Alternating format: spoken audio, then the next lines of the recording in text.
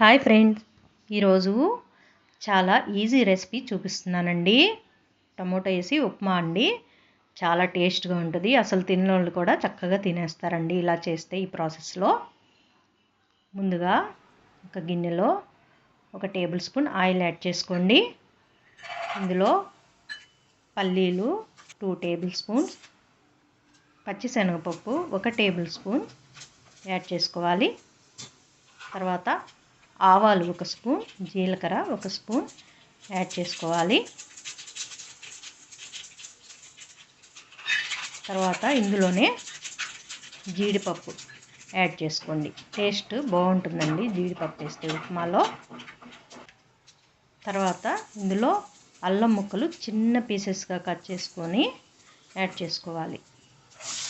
తర్వాత ఉల్లిపాయ, పచ్చిమిర్చి కూడా చిన్న చిన్న పీసెస్ కట్ చేసుకొని ఈ విధంగా మిక్స్ చేసుకొని ఫ్రై చేసుకోవాలి.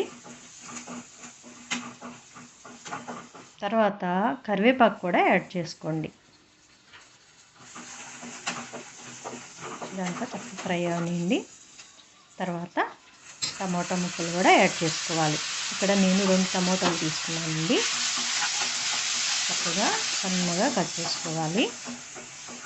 చేసుకొని చక్కగా ఫ్రై అవనియండి.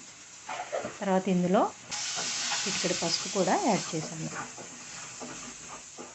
మంచి కలర్ వస్తుందండి. తర్వాత ఈ ఫ్రై అయినాక వాటర్ యాడ్ చేసేసుకోండి. 1.5 కప్పు బొంబాయి రవ్వ తీసుకుంటే 3 కప్స్ వాటర్ యాడ్ చేసుకోవాలి.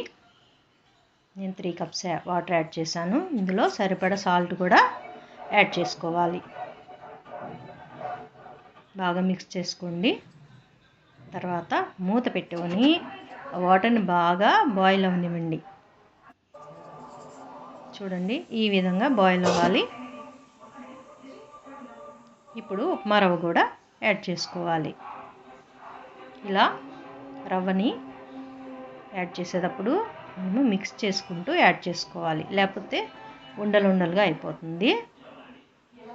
ఇలా ఉండలుగా రాకుండా ఉండాలంటే ముందు రవ్వని ఫ్రై చేసుకుంటే ఉండలుగా అవ్వకుండా ఇలా వస్తుంది. చూడండి, ఉండలు లేకుండా చక్కగా వచ్చింది. ఇప్పుడు మూత పెట్టుకోండి, లేకపోతే మీద పడుతుంది. ఉడికిపోయింది చూడండి. చాలా ఈజీగా అయిపోతుందండి. ఇవి బ్యాచిలర్స్ కూడా ఈజీగా చేసుకునే ప్రాసెస్ అండి. లాస్ట్లో కొత్తిమీర కూడా యాడ్ చేసేసుకోవాలండి. అంతేనండి, వేడి వేడి ఉప్మా రెడీ అయిపోయింది. టమాటా ఉప్మా. ఓకేనా ఫ్రెండ్స్, నచ్చిందా? నచ్చితే ఒక లైక్ ఇవ్వండి. నా ఛానల్ని సబ్స్క్రైబ్ చేసుకోండి. ఓకేనా ఫ్రెండ్స్, బాయ్.